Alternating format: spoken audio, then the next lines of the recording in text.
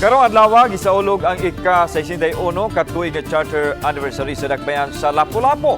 Ang mahinsya sa gamahanan o pribadong sektor gipasidunggan tungod sa ilang natampo aron makabalik ang dakbayan sa naandan. Ano ang report?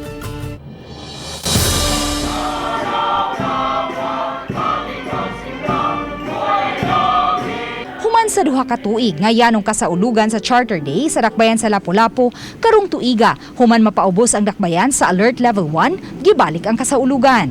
Nagkalain-laing buhatan sa City Hall ug sa nasudnong buhatan lakip sa may paso sa atubangan aron mapasalamatan ang ilang natampo aron makabalik ang dakbayan human sa COVID-19 ug sa bagyong Odette. Sa iyang mensahe sa kasaulugan, gipalanog ni Mayor Junard Ahong Chan ang iyang pasalamat human makabarug ang dakbayan gikan sa pagkalukapa nunod sa COVID-19 ug sa bagyong Odette.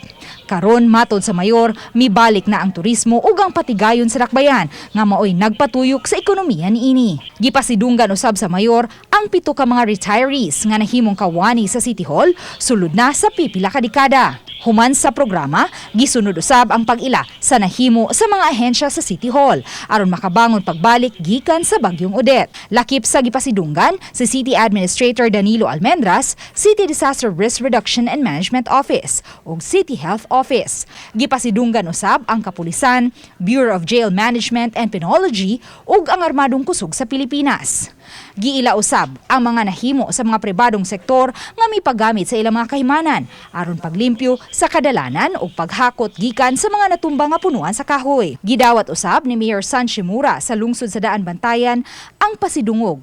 Human niini gipagamit ang mga ekipo ug ang iyang mga personnel aron moabag sa rehabilitasyon sa dakbayan. Uban ni Philip Patricio ug Clans Gabutin, Luan Merondina.